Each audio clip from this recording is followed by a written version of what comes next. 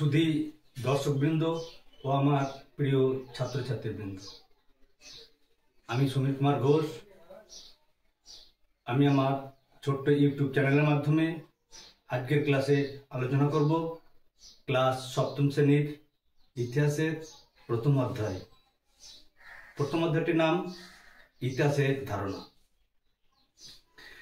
আমি এই চ্যাপ্টারটি আজ আলোচনা করব মূলত কয়েকটি পয়েন্টের ভিত্তিতে আমি আলোচনা করব। কতগুলি পয়েন্টের মাধ্যমে আমি সুন্দরভাবে এই অধ্যায়টি তোমাদের সাথে ব্যাখ্যা করব। তোমরা একটু মনোযোগ দিয়ে সব শুনবে। আশা করি এই অধ্যায়টি যদি তোমরা ভালোভাবে আমার ভিডিওটি লক্ষ্য করো, এই অধ্যায় সম্বন্ধে তোমাদের ধারণাটা স্পষ্ট হয়ে উঠবে। চলো শুরু করা যাক। এই অধ্যায়ের যে পয়েন্ট নিয়ে আমি প্রথম আলোচনা করব সেই পয়েন্টটি হলো ইতিহাস কি এবং ইতিহাস কেন পড়ব। ইতিহাস মানব সমাজ ও সভ্যতার ক্রম বিবর্তনের ধারাবাহিক কাহিনী হলো ইতিহাস। ইতিহাস কেন পড়ব না, ইতিহাসের সাহায্যে আমরা হাজার হাজার লক্ষ লক্ষ বছর আগেকার সময়ের কথা জানতে পারব। মানব সমাজের দীর্ঘদিনের যে কার্যপ্রণালী, যে সংস্কৃতি, সেই সংস্কৃতিকে বুঝতে হলে আমাদের ইতিহাস পড়া লাগবে। এই ইতিহাসে মানব সভ্যতা ও মানব সংস্কৃতির সম্পর্কে জানতে হলে অবশ্যই আমাদের ইতিহাস পড়তে হবে। আমার দ্বিতীয় পয়েন্টটা হচ্ছে ইতিহাসের উপাদান। ইতিহাসের উপাদান কি না, ইতিহাস রচনা করতে গেলে যেসব নিদর্শনের প্রয়োজন হয় সেই নিদর্শনগুলি হলো ইতিহাসের উপাদান।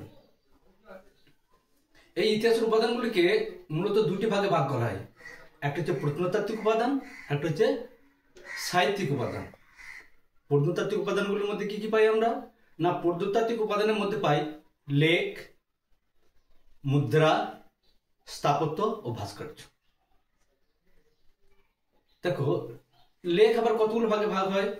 যেমন প্রস্তরলেখ, প্রস্তর খণ্ডের উপর যা লেখা হয় তা হলো প্রস্তরলেখ, এবং তাম্র পাত্রের উপর যে লেখাটি হয় সেই লেখটির নাম তাম্রলেখ। আর তামার পাতের উপর লেখা রাজাদের নির্দেশাবলী যা তাম্র শাসন নামে পরিচিত। আর সাহিত্যিক উপাদান মূলত দুটি ভাগে বিভক্ত। এক, দেশীয় সাহিত্য, দুই, বিদেশি সাহিত্য। এগুলো আমার ইতিহাসের সাহিত্যিক উপাদান। এবার আমরা আলোচনা করব সুলতানি ও মুঘল যুগে দেশি ও বিদেশি বলতে আমরা কি বুঝি। দেখো, ইতিহাসের স্থান ও কাল ভেদে ভাষার পরিবর্তন হয়, ভাষার মানের পরিবর্তন হয়।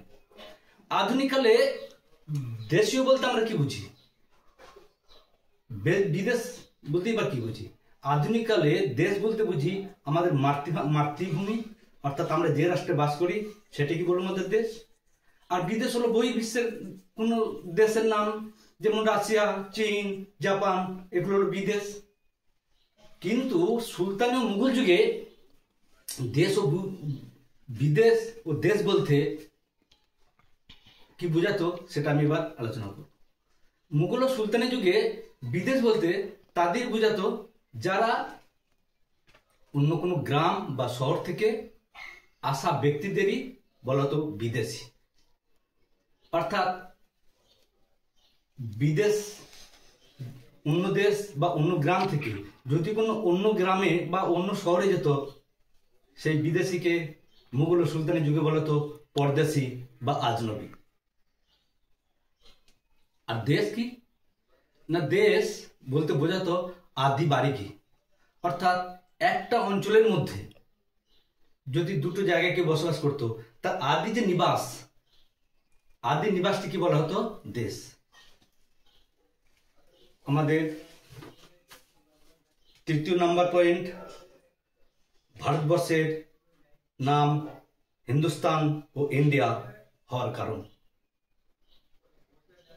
ভারতবর্ষের নাম ইন্ডিয়া আর হিন্দুস্তান, এই শব্দ দুটি মূলত ভারতবর্ষকে বোঝাতো। তাহলে এই শব্দ দুটির উৎপত্তিগত কোথা থেকে, সেটাই আমরা একটু বিস্তারিত ব্যাখ্যায় যাই।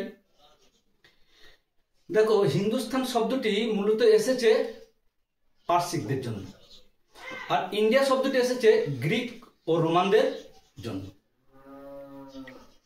খ্রিস্টপূর্ব ষষ্ঠ এবং পঞ্চদশ শতকে গ্রিক পণ্ডিত হেরোডোটাস ইন্ডিয়া শব্দটি প্রথম ব্যবহার করে। এই গ্রিক পণ্ডিত ভারতবর্ষে কখন আসেননি, তিনি ভারতবর্ষ সম্বন্ধে জানতে পেরেছিলেন পার্সিকদের লেখা থেকে। আমাদের ভারতবর্ষের উত্তর পশ্চিম অঞ্চলে সিন্ধু নদ এলাকায়, অর্থাৎ সিন্ধু নদের যে বদ্বীপ, সিন্ধু বিধৌত অঞ্চল, এই অঞ্চলটা একসময় পার্সিকদের সাম্রাজ্যের অন্তর্ভুক্ত ছিল। এই সময় পার্সিকরা ওই অঞ্চলটাকে সিন্ধু না বলে উচ্চারণ করত, সিন্ধু তাদের উচ্চারণ আসতো না, নাম করতো হিদুস। এই হিদুস থেকেই হিন্দু, কারণ পার্সিকদের উচ্চারণে স্বয়ের উচ্চারণ ছিল না, ওরা স্বকে হ উচ্চারণ করতো, এই জন্য সিন্ধুকে ওরা বলতো হিদুস। এই হিদুস থেকেই হিন্দু।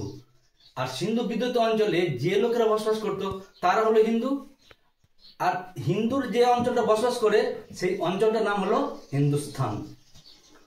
প্রথম দিকে সিন্ধু অঞ্চলের অববাহিকা অঞ্চলের লোকগুলোকে কেবলমাত্র হিন্দু বা হিন্দুস্তান বলা হতো।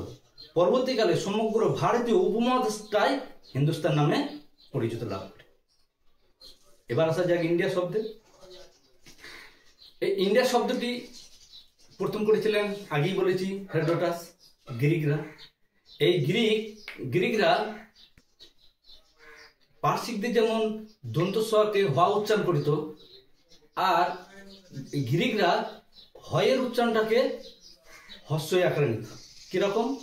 যেমন ওরা সিন্ধু থেকে, যেমন হিন্দু, এই হিন্দু শব্দটাকে ওরা সিন্ধু, হিন্দু, ইন্দোস, এই ইন্দোস থেকেই হচ্ছে ইন্ডিয়া, অর্থাৎ ওরা স্বকে হ উচ্চারণ করত। তাই হয়ের বিকল্প গ্রিকরা করত হস্যই। তাই হিন্দু বা সিন্ধু থেকে ইন্দোস বা ইন্দুস, এই ইন্দুস থেকেই ইন্ডিয়া শব্দটি উৎপত্তি। প্রথমে এই শব্দটিও কেবলমাত্র সিন্ধু অঞ্চলে বসবাসকারী অঞ্চলকে তথা তার অধিবাসীদের ইন্ডিয়া বা ইন্ডিয়ান বলা হতো। পরবর্তীকালে সমগ্র ভারতবর্ষে বা ভারতীয় উপমহাদেশে ইন্ডিয়া নামে পরিচিত লাভ করে। এবার আসি ইতিহাসের যুগ বিভাগ।